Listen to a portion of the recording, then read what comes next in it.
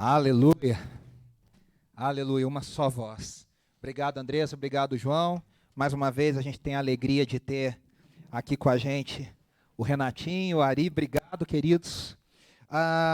Eu recebi mais alguns pedidos de oração aqui no chat depois que a gente terminou de orar, porque assim, foi maravilhoso, mas tem um pequeno delay às vezes. O Marquinho mencionou aqui a morte do Renato, meu xará. O Zé Bruno me contou desse irmão que faleceu. Trabalhava na área de saúde, lá da Igreja Batista do Ipiranga, nossos sentimentos à família, e Deus abençoe e console, como a gente disse, né, pelos agentes de família também, de saúde, pelas famílias dessas pessoas. Queridos, hoje nós vamos dar continuidade à série de mensagens sobre a igreja, o evangelho visível. E hoje o nosso tema, são 7 mensagens, hoje é a terceira mensagem. Eu dei a abertura. Se você não viu essas mensagens, você pode ir no nosso canal do YouTube depois que acabar essa celebração e você pode assistir. A semana passada foi o pastor Saião falando sobre a igreja da palavra que permanece no ensino dos apóstolos. E hoje nós vamos falar sobre uma igreja relacional, uma igreja de relacionamento. A igreja que se dedica, a igreja que persevera na comunhão. Esse é um tema muito importante. Se você se lembrar, nós estamos baseando toda essa série de mensagens no livro de Atos dos Apóstolos, que o Rusto Gonçalves, eu disse na primeira mensagem, diz que seria melhor apropriadamente intitulado Atos do Espírito Santo, porque é o Espírito Santo que vai agindo nessa comunidade e vai fazendo coisas maravilhosas e incríveis no mundo, agora anunciando a mensagem do reino de Deus. Atos 2:42, você pode acompanhar na tela aí comigo, diz assim: eles se dedicavam ao ensino dos apóstolos e à comunhão, preste atenção nas palavras grifadas, ao partir do pão e às orações. Todos estavam cheios de temor e muitas maravilhas e sinais eram feitos pelos apóstolos. Todos os que criam mantinham-se unidos e tinham tudo em comum. Vendendo as suas propriedades e bens, distribuíam a cada um conforme a sua necessidade. Todos os dias continuavam a reunir-se no pátio do templo, partiam o pão em suas casas e juntos participavam das refeições com alegria, em sinceridade de coração, louvando a Deus e tendo a simpatia de todo o povo, e o Senhor lhes acrescentava todos os dias os que iam sendo salvos. Veja, eu grifei aí comunhão, mantinham-se unidos e tinham tudo em comum, continuavam a reunir-se juntos. É um grande desafio falar sobre comunhão e relacionamento em tempos de isolamento social. Mas a palavra de Deus, ela permanece e veja só, ela vai nos ensinar e nos desafiar a termos esse relacionamento e essa comunhão, mesmo em tempos de isolamento social. Então peço ao Senhor que fale ao seu coração, que abra os seus olhos, para você entender, eu e você entendermos. A palavra comunhão, no grego, é a palavra koinonia. Vai aparecer aí para vocês na tela. A grafia dela escrita em grego é a palavra koinonia. Lucas está dizendo, olha, os apóstolos ensinavam e essa comunidade apostólica, essa comunidade do Espírito, ela permanecia em koinonia, ela permanecia em comunhão. Agora veja aqui uma coisa interessante. Atos dos Apóstolos foi escrito pelo médico, narrador, companheiro de Paulo, Lucas, muito provavelmente. E Lucas também é o autor, a igreja aceita, o autor do Evangelho de Lucas. E para nós são 2 livros separados, que no meio tem o Evangelho de João.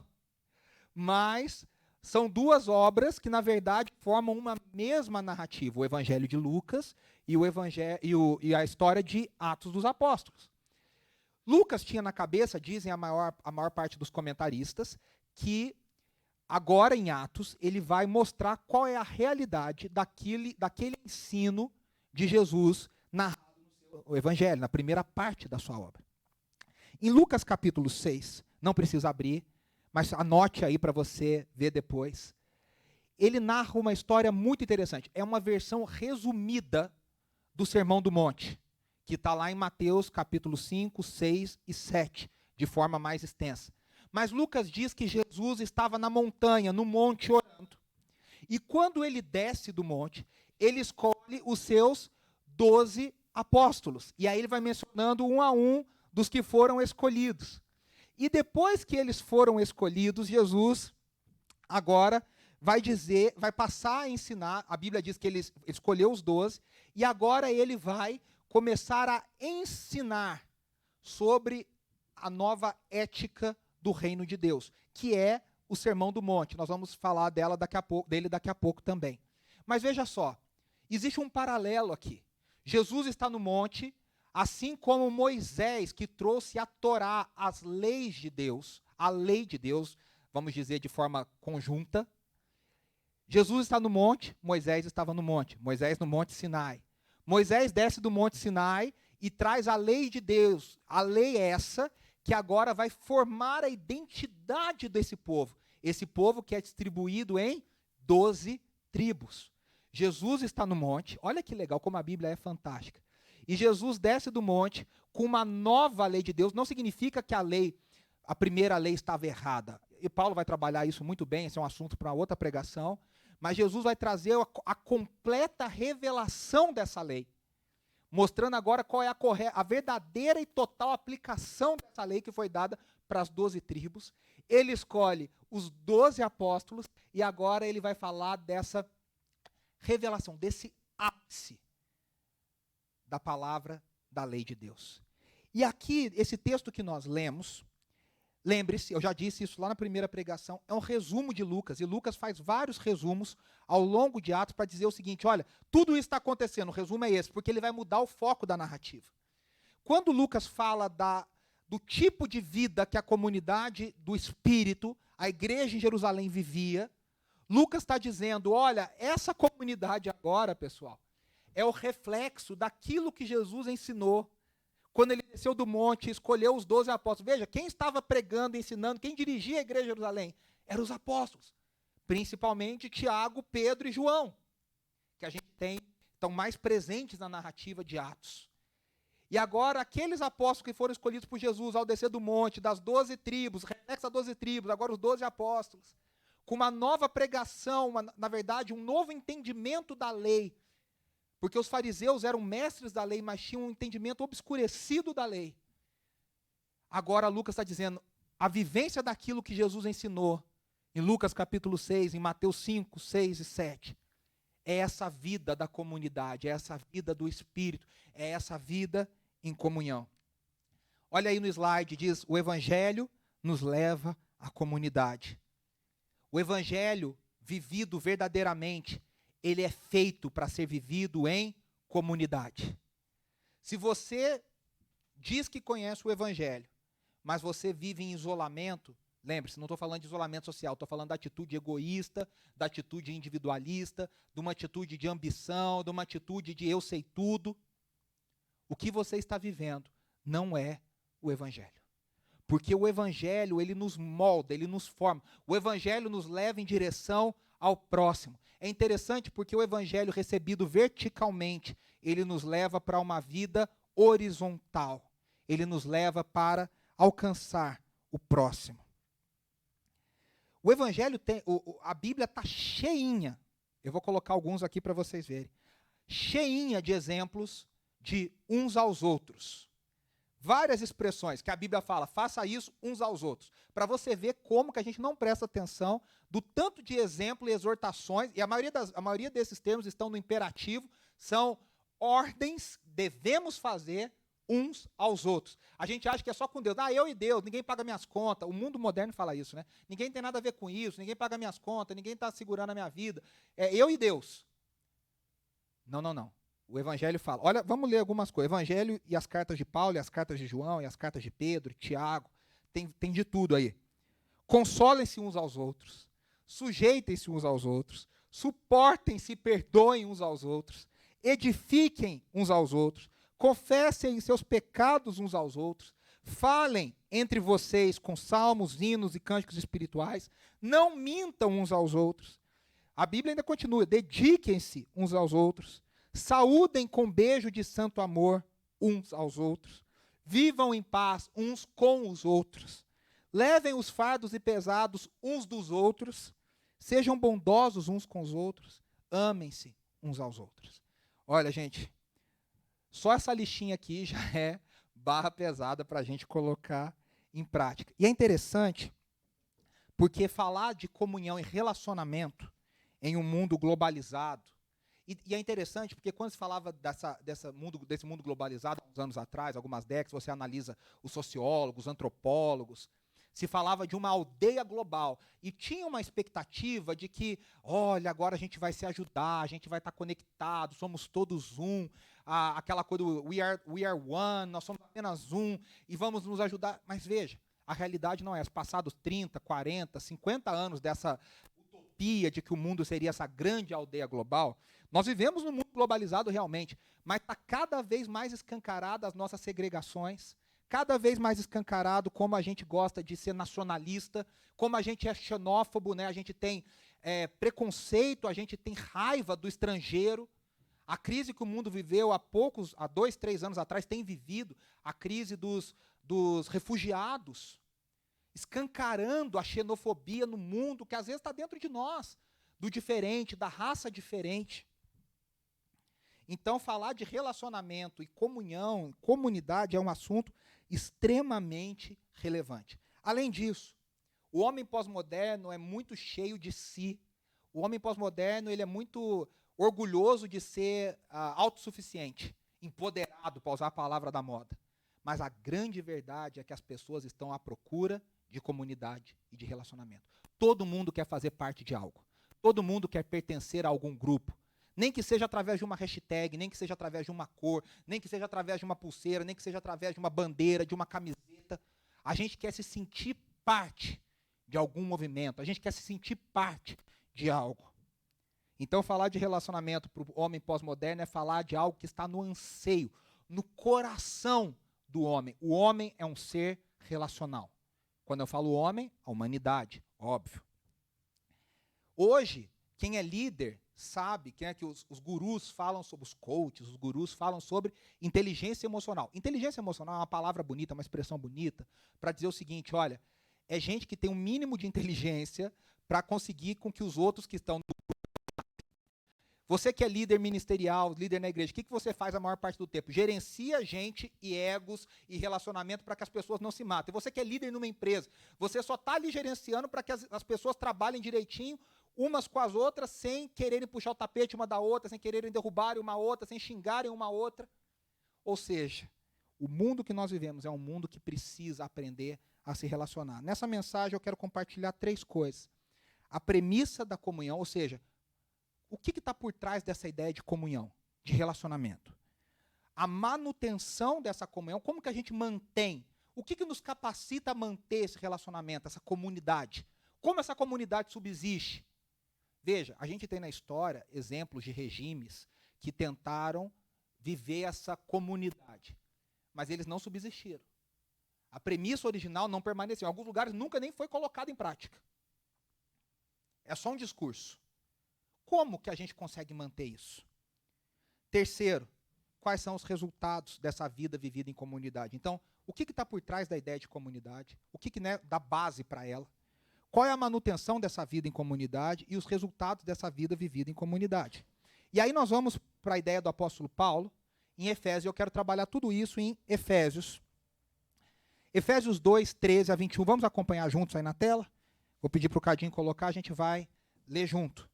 Mas agora, em Cristo Jesus, preste atenção nas palavras grifadas.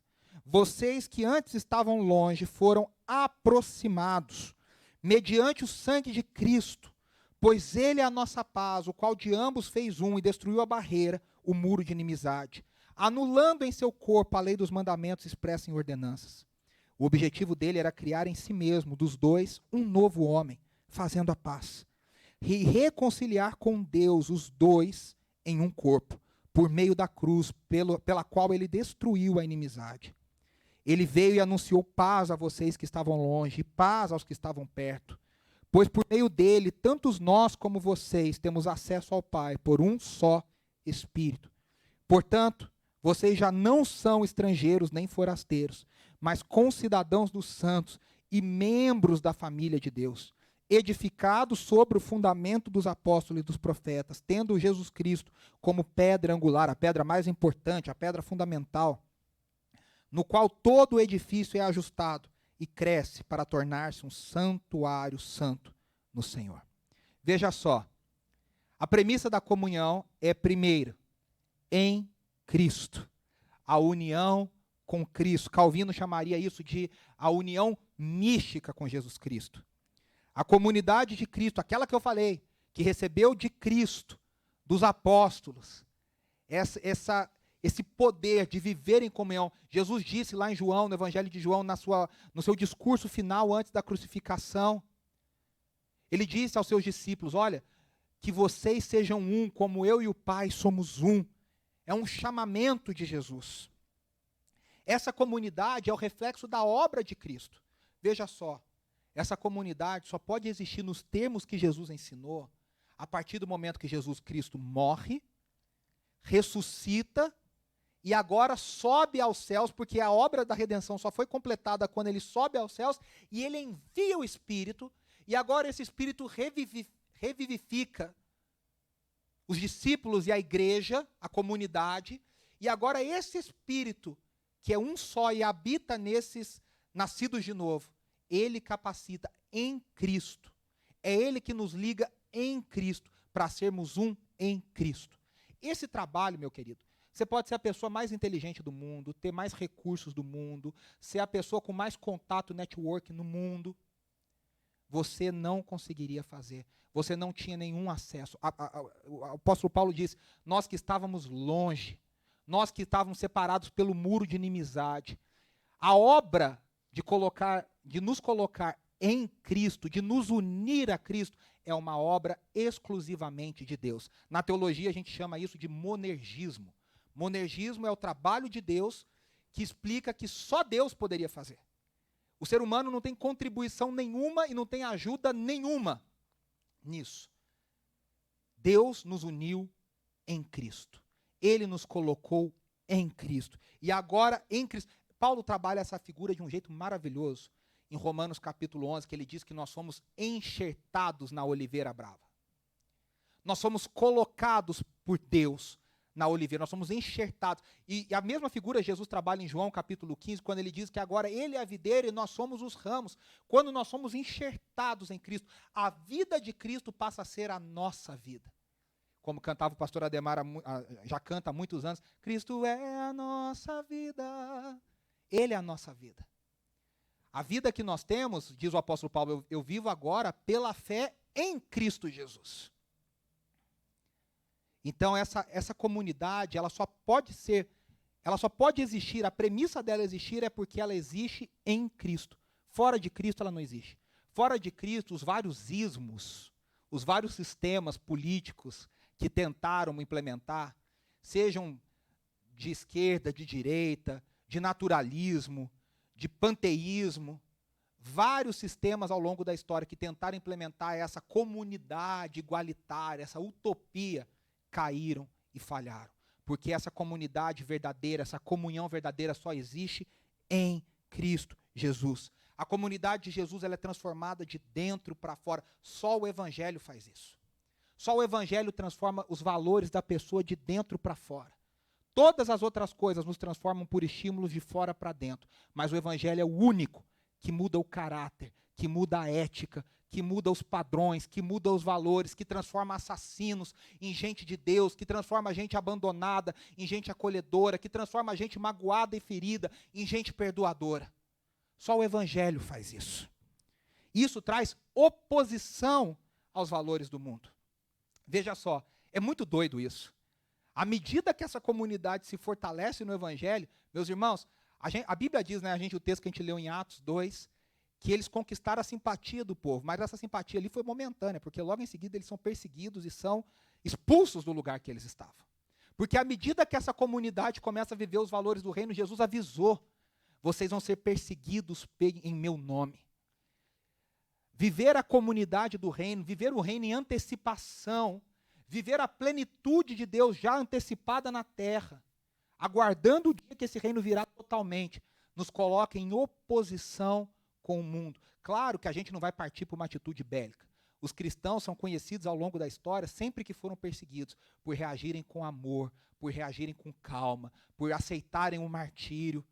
Temos histórias lindas. Eu indico aqui o livro famosíssimo, um clássico chamado O Livro dos Mártires. Como ao longo da história cristãos foram perseguidos e aceitaram essa perseguição em nome de Cristo Jesus. A segunda figura, vamos ver aí no slide também, é do novo homem. Ele fala, agora vocês foram unidos num novo homem. Agora veja só, William Barclay, um grande comentarista, diz que há duas palavras em grego para novo. Uma, você deve até já ter ouvido, é neos, que significa algo que em determinado do tempo passou a existir de forma recente. Ou seja, não existia e agora existe. É algo novo. Mas também designa coisas que podem serem novas no sentido de foi criada agora, mas tem outras iguais. Então, por exemplo, um exemplo de um lápis. Foi feito um lápis novo, mas agora ele tem vários iguais. A palavra que Paulo usa aqui não é neos. A palavra que Paulo usa aqui é kainos, que significa fresco, desconhecido, de um novo tipo, do qual nunca se ouviu falar. Esse novo homem que Cristo cria, a partir do seu corpo, a partir da sua morte, ressurreição e ascensão, e da descida do Espírito. Na obra de Cristo, em Cristo, esse homem é um homem do qual nunca se ouviu falar, que nunca existia. Veja só, a Bíblia diz que ele juntou judeus e gentios. O que é o padrão? A gente pensa, ou ele transformou judeus em gentios, ou ele transformou gentios em judeus. E aí viraram de um tipo só. Não, não, não. Esse novo homem que Deus faz, ele pega judeus e gentios e funde os dois numa coisa completamente nova. Ele pega homem e mulher e funde numa coisa completamente nova. Ele pega rico e pobre e funde numa coisa completamente nova. Ele pega senhores e escravos. Por isso que o evangelho é maravilhoso.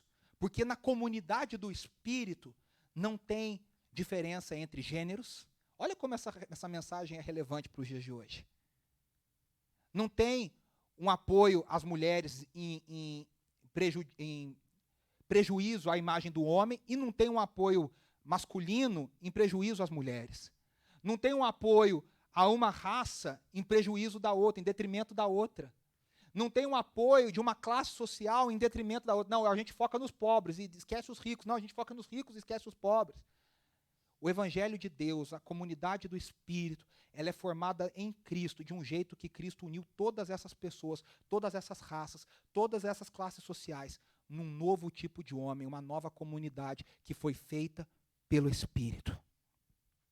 Ele derrubou o muro de inimizade. Olha aí no slide. Eu coloquei o slide do templo.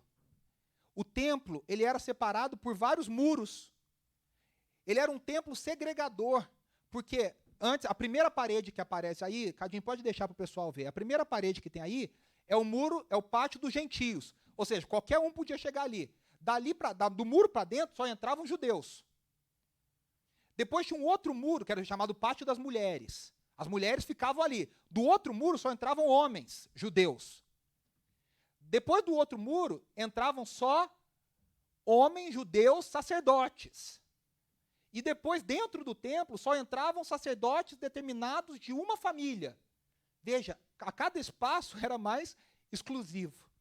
O que o apóstolo Paulo está falando, e os judeus, na hora entenderam, ele está dizendo, olha, Cristo Jesus com a sua obra derrubou esse muro. Agora não tem separação entre judeus e gentios. Todos agora têm acesso, o mesmo acesso ao trono do Pai em Cristo Jesus. E aí, olha que coisa linda. O que ele faz com a gente? Ele nos transforma em cidadãos do reino. Nós não somos mais estrangeiros. Nós já não somos mais forasteiros. Agora nós somos acolhidos. Lá no Antigo Testamento, a gente tem alguns relances disso. A gente vê isso acontecendo com Raabe, a gente vê isso acontecendo com Ruth e Noemi. A gente vê isso acontecendo, né, Ruth, a Moabita. A gente tem vários exemplos de estrangeiros. A lei de Deus dizia, acolha o estrangeiro. Lá no Antigo Testamento. Mas agora em Cristo Jesus, todos foram transformados em concidadãos dos santos. Nós ganhamos uma nova cidadania. Qual é essa cidadania? Não significa que a gente vai esquecer do mundo aqui, que a gente vai viver em oposição ao mundo daqui, dizendo, não estou nem me importando, não vou me envolver. Não é essa a atitude. A atitude é se envolver no mundo daqui, mas com as leis do reino de Deus. O reino de Deus não é um lugar que a gente espera um dia chegar. O reino de Deus é uma realidade nova que vai se sobrepor a essa realidade. A cidadania celestial é uma cidadania que deve ser sobreposta à nossa cidadania terrena. Seja brasileira, seja norte-americana, seja europeia. Nós somos cidadãos do reino de Deus. E como cidadãos do reino de Deus, nós atuamos nesse mundo, trazendo os valores do reino de Deus. Agora veja só, por que nós vivemos em comunhão? Nós vivemos em comunhão porque agora nós somos cidadãos da mesma terra, nós somos cidadãos do mesmo reino, nós somos cidadãos do mesmo país, tendo um só rei, que é Cristo Jesus, unidos por essa cidadania. Mas o apóstolo vai mais além, ele diz, nós somos adotados na família de Deus. Além de cidadãos do mesmo reino, agora nós somos parte da mesma família. Eu amo o meu próximo, porque agora ele é meu irmão, porque ela é minha irmã. Em Cristo Jesus. A igreja primitiva levava isso tão a sério que existia uma acusação contra a igreja nos dias lá primeiros da igreja, que dizia que a igreja praticava o incesto, porque os maridos chamavam as esposas de irmãs, e as esposas chamavam os maridos de irmãos, e aí dizia, olha, se casam entre irmãos. Era uma acusação séria no Império Romano. Tamanho a noção de que agora nós somos irmãos. E veja, quando você fala assim, olha, você pode mexer com qualquer um, com a minha família ninguém mexe. Com a sua família só você fala mal. É que nem aquela propaganda da Havaianas, né? Que o brasileiro detona o Brasil. Vem um argentino falar mal do Brasil, você fala, opa, do meu país você não fala. Só que além de cidadãos, nós somos agora da mesma família. Família lava a louça suja, lava a roupa suja, louça suja também, né? Dias de quarentena a gente tem muita louça. Lava a roupa suja, quebra o pau, como a gente fala por aí, dentro de casa, mas para fora a gente se defende. Nós somos irmãos em Cristo Jesus. O apóstolo Paulo diz que nós recebemos o espírito de adoção, no qual clamamos Paizinho, Abba, Pai, Romanos capítulo 8. Nós somos adotados na família de Deus. O Asaf Borba tem uma música lindíssima que ele fala, somos corpo, família de Deus. Nós somos família de Deus, chamados para sermos seus filhos. A gente não é órfão mais. Eu já perdi a minha mãe, domingo que vem é dia das mães. A sensação mais terrível no mundo é a gente se sentir órfão. Graças a Deus tem meu pai, eu acho que está assistindo. Mas a gente se sentir órfão. Mas nós não somos órfãos porque nós somos adotados na família de Deus e temos um pai que nos supre em todas as coisas. Agora, essa comunidade, como ela se mantém? Ela existe em Cristo, que fez tudo isso com a gente. Como essa comunidade se mantém? O apóstolo Paulo responde isso um pouquinho mais para frente na carta aos Efésios, no capítulo 4, versículos 1 a 3. Vamos ler rapidamente. Como prisioneiros no Senhor, rogo-lhes que vivam de maneira digna da vocação que receberam. Sejam completamente humildes e dóceis, e sejam pacientes, suportando uns aos outros com amor. Façam todo o esforço para conservar a unidade do Espírito pelo vínculo da paz. Veja só, a gente tem que ser humilde e dóceis, paciente, suportando uns aos outros com amor. Por quê? Nós temos que fazer todo o esforço. Ele fala. Aí você fala assim, agora veja só, eu falei para vocês do monergismo, que é Deus que opera a nossa ligação com Cristo, é verdade. Você e eu não ajudamos em nada, a gente só atrapalha, na verdade. Agora, o apóstolo Paulo fala, façam todo o esforço. O que acontece? Nessa segunda parte, na manutenção, é um conceito sinergista. Nós cooperamos com o trabalho de Deus. Você e eu temos que nos esforçar para manter o vínculo da paz. Cristo Jesus proporcionou o ambiente, proporcionou a situação, proporcionou tudo, para que a gente agora viva em paz, viva em comunidade, viva sem um muro, viva nesse novo homem, que é a igreja de Cristo Jesus. Mas veja, eu e você também temos que nos esforçar pessoalmente, individualmente, coletivamente, fazer todo o esforço. Sabe por quê? Porque viver em comunidade requer esforço. Viver em família dá trabalho. Viver em família custa, é pesado, porque você tem que o tempo inteiro abrir mão da sua vontade. Essa semana, um famoso casal do Brasil, de influencers, de youtubers, se separou. E eles disseram que eles se separaram para manter o amor, porque o amor se transformou em outra coisa. E aí um famoso teólogo, também youtuber, escreveu uma carta para esse outro youtuber que se separou e disse, olha, na verdade isso não é assim. Casamento é para ser lutado, é para ser... você tem que lutar todos os dias por ele. E aí o youtuber publicou essa carta e escreveu, que coisa brega. talvez esse seja o entendimento das pessoas. Que relacionamento você vai até onde dá. Seja no casamento, seja relacionamentos de amizade, seja um relacionamento de trabalho. Por isso que talvez a gente troque tanto de emprego hoje. Antigamente se mantinha aí um emprego 40 anos, 35 anos. Hoje a média as pessoas ficam 2, 3 anos, quando muito. E já vão trocando, porque a gente desistiu de se esforçar para manter um relacionamento. Mas esse relacionamento, ele precisa ser esforçado. Esforçado como? O apóstolo Paulo responde, sejam humildes. Ser humilde requer esforço. Sejam dóceis, porque tem gente que não é dócil. A primeira reação sua é dar uma patada. Você tem que pensar, não, peraí, como é que funciona? Sejam pacientes. Suportando os outros em amor. Agora veja só. Olha aí no slide. Como que a gente faz isso? Como é que a gente vive essas orientações práticas? Uma das coisas é o Espírito Santo que nos capacita. Gálatas 5, depois você lê aí, você anota para ler depois. A paciência, a benignidade, a longanimidade, né? Você contar até 1000 com paciência. O domínio próprio, a alegria. Isso frutifica dentro daquele que é nascido do Espírito. Eu me lembro muito do pastor Márcio Valadão que dizia o seguinte, o apóstolo Paulo usa a palavra obra da carne e obra é um negócio que dá trabalho. Quem faz obra em casa sabe disso. Fruto é um negócio natural. Você não vê eu lembro sempre o pastor Márcio dizendo isso. Você não vê uma árvore assim frutífera, está nascendo esse fruto, porque o fruto é algo natural, do crescimento natural.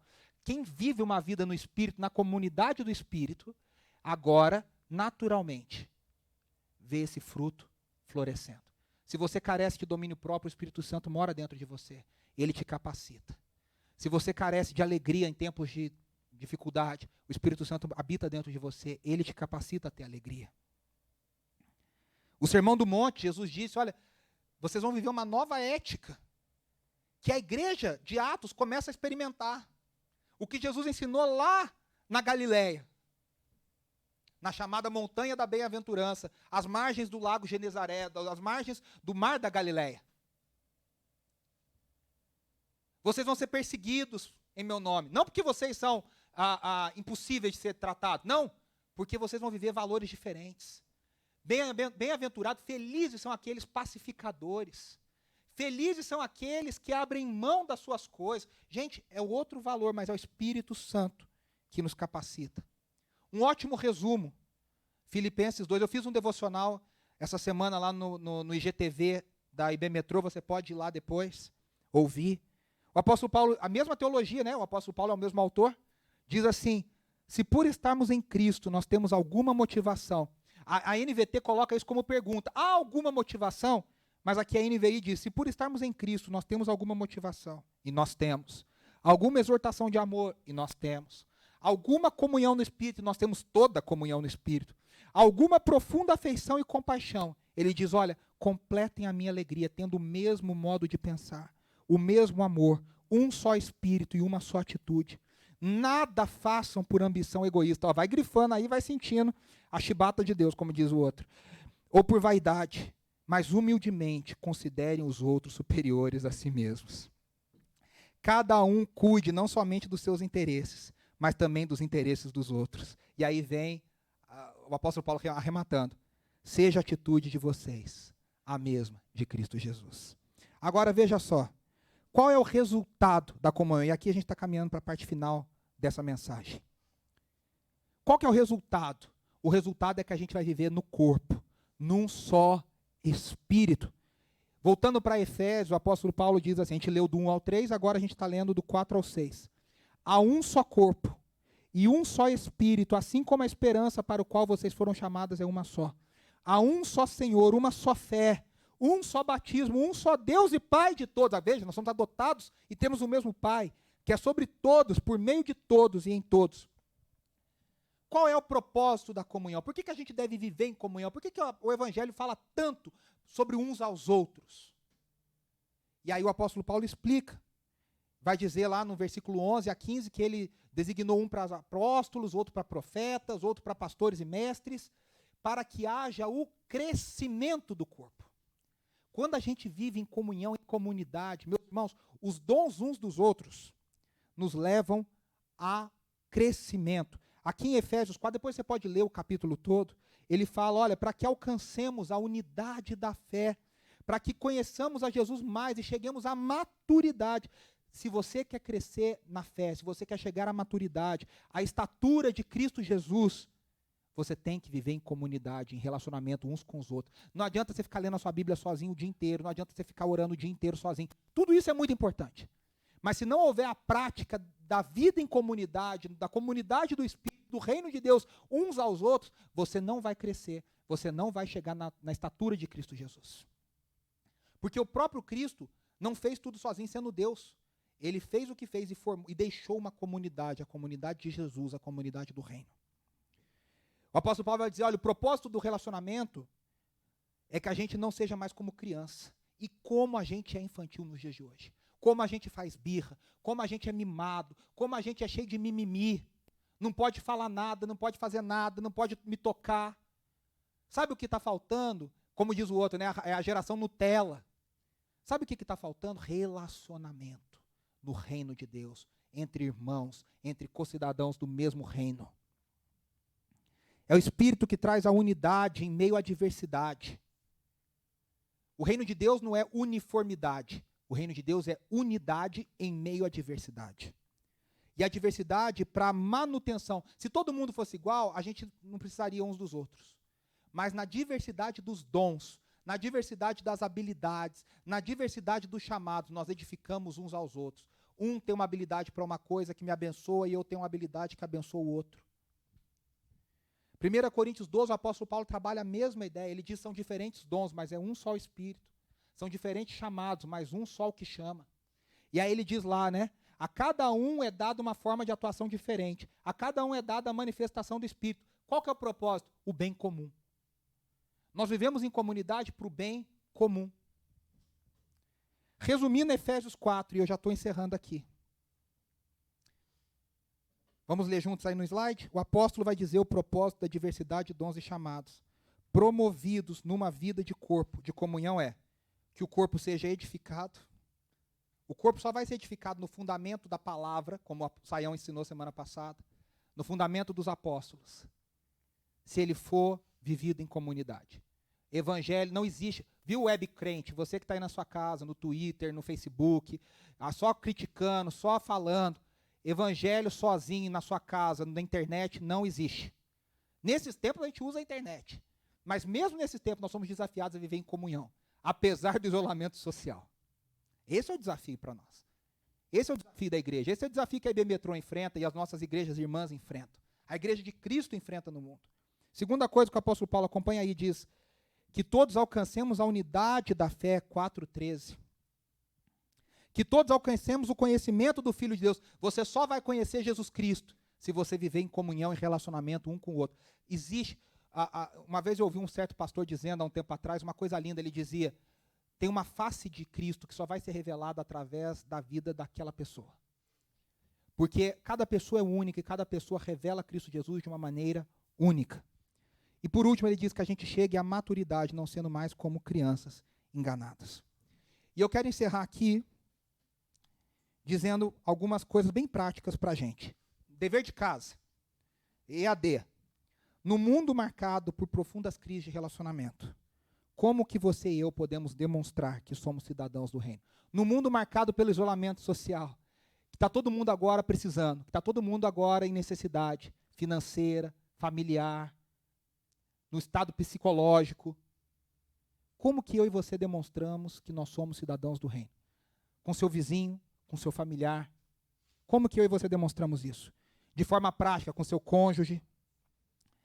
Qual tem sido, segunda pergunta, se você quiser anotar, qual tem sido o ponto mais difícil para você em termos práticos de convivência? Aonde que é o teu calcanharzinho que aperta ali o teu joanete? Aonde que dói na convivência? O que é mais difícil para você? Aceitar a opinião do outro? Aceitar a ajuda de outro? Se interessar pelo outro? Cada um de nós tem um ponto fraco. Qual é o seu ponto fraco? Terceira pergunta. Como você tem procurado exercer o chamado que Deus colocou na sua vida? Nos vários dons. Depois você lê lá os dons citados em Romanos 12, em 1 Coríntios 12, em Efésios 4:11. Qual é o chamado que Deus tem colocado na sua vida? E como que você tem exercido esse chamado? Dons de hospitalidade, dom de cura, palavra de sabedoria, ensino, evangelismo. Como que você tem exercitado isso? E por último, eu quero propor um desafio. Durante essa semana, peça a Deus e busque uma oportunidade de demonstrar a sua nova cidadania. Peça a Deus de forma prática, Senhor, nessa semana eu quero ter uma atitude prática com um vizinho, com um amigo, com a pessoa que está longe, fazer um FaceTime, fazer uma chamada no WhatsApp, enviar um recurso para alguém, enviar um presente para alguém, se importar, ouvir, se colocar à disposição. Se cobre essa semana, faça um pacto com Deus nessa semana, de você ter uma atitude que abençoe a vida de alguém e mostre a sua cidadania. Mesmo em tempos de isolamento, vamos procurar formas de estar em comunhão. Vamos orar? Senhor Jesus, como é desafiadora a tua palavra, Senhor. Que o Senhor nos ajude. Que o Senhor nos ajude, nos capacite pelo teu Espírito, para que a gente se esforce, para manter o vínculo da paz, para sermos humildes, para sermos dóceis, para sermos abençoadores. Usa a tua igreja, Senhor, como um farol de uma nova cidadania, de um novo jeito de viver. Nos tempos difíceis a gente tem talvez mais oportunidade, Senhor, de ser esse farol, porque as pessoas estão escancaradamente necessitadas e não tem vergonha de falar isso. Dá-nos ouvidos para perceber a necessidade do próximo, dá-nos olhos para ver a necessidade do próximo, coração para sentir, Senhor. Que a gente viva em comunhão, que a gente viva em relacionamento com os nossos irmãos, com a família de Deus e com o próximo também, Senhor. Nos abençoe, Senhor, em nome de Jesus. Amém. Nós vamos cantar uma canção que diz exatamente isso. Em comunhão eu quero viver, em Cristo, um com o outro. Vamos cantar juntos?